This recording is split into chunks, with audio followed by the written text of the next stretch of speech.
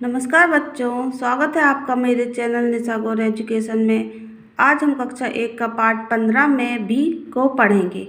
मैं भी मतलब कुछ भी काम हम कहते हैं ना अपनी मम्मी से, मम्मी कुछ काम करती तो हम कहते हैं मैं भी ये काम करूँगा, या उनकी नकल करते हैं तो क्या बोलते हैं उससे, मैं भी ये करूँगा। जैसे पापा ऑफिस जाते तो हम कहते हैं मैं भी ऑफिस जाऊँगा। इसी प्रकार मम्मी कुछ काम करती मैं भी ये करूँगा। तो उसी प्रकार एक बतख का बच्चा है और एक मुर्गी का बच्चा है जिसको हम चूजा बोलते हैं। वो किसकी नकल करता है? बतख के बच्चे की। जैसे बतख का बच्चा कुछ भी काम करता है तो वो चूजा बोलता है मैं भी यही करूँगा। चलिए इसको हम पढ़ते हैं। एक अंडे में से बतख का बच्चा निकला। ये अंडा देख रहे हैं ना, बतख के बच्चे कहाँ से निकलते हैं? अंडे में से।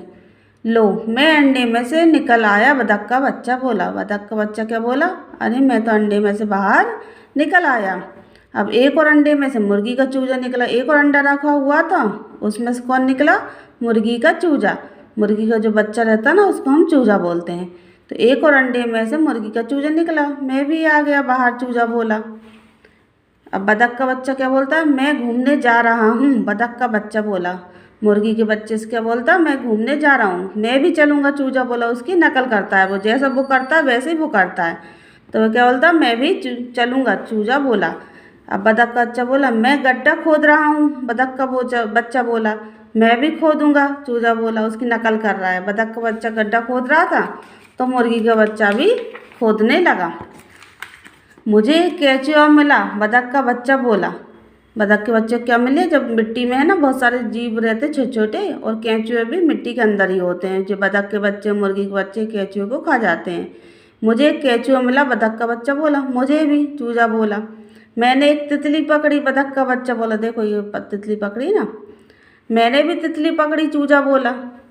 अब बतख का बच्चा बोला मैं तैरना चाहता हूँ। बतख का बच्चा बोला मैं भी। चूजा बोला, उसकी पूरी नकल करते आ रहा है, जैसा वो कर रहा है ना वैसे वो भी कर रहा है। देखो मैं तैर रहा हूँ। बतख का बच्चा बोला। अब बतख तो तैर सकती है पानी में, पर चूजे नहीं तैर सकते हैं। ठीक है, मैं भी तैरूँगा, चूजा बोला। पर ये क्या, बचाओ! चूजा डूबते हुए चिल्लाए, क्योंकि उसको तो तैरने ही नहीं आता, ये तैर नहीं सकते। इनके ये पंख होते हैं, इससे ये तैर जाते हैं और ये नहीं तैर पाते। बचाओ! चूजा डूबते हुए चिल्लाया। बतख के बच्चे ने चूजे को पानी से फिर बाहर निकाला। आगे क्या हुआ होगा, सोचो और बताओ। अब आगे क्या हुआ होगा? हो सकता है उसको अपने गलती का एहसास हुआ होगा चूजा को, कि अब मैं आगे से आपकी नकल नहीं करूँगा, जो काम मुझे करना है वो ही करूँगा। किसी को देख कर किसी की नकल नहीं करना चाहिए, जो काम हमसे बने वही हमको करना चाहिए। नाम दो। चूजा बार बार बतख के बच्चे की नकल करता रहता था, उसे चिढ़ाने वाला एक नाम दो। तो उसको क्या नाम देंगे? नकलची चूजा या शरारती चूजा, कुछ भी दे सकते हैं हम, है ना नाम उसको। ठीक है, क्या डूबेगा क्या तैरेगा? अब ये क्या है? ये लकड़ी है, लकड़ी तो तैर जाएगी। ये लीफ भी तैर जाएगी। ये क्या है? स्टोन, ये डूबेगा। क्या डूबेगा? स्टोन। और चौक, ये क्या है? चौक, ये तैरेगी, ये डूबेगी। तो हमको लिखना है तैरने वाली चीज़ कौन सी है? जैसे तैरने वाली चीज़ है लकड़ी, लकड़ी हल्की रहती है, तैरती है। और पत्ती। और डूबने वाली चीज़ कौन सी है? पत्थर और चौक। ठीक है, करके देखो और निशान लगाओ। चीज़ें जैसे चौक डूबेगा, ठीक है, पत्थर डूबेगा, सही के टिक लगाना हमको।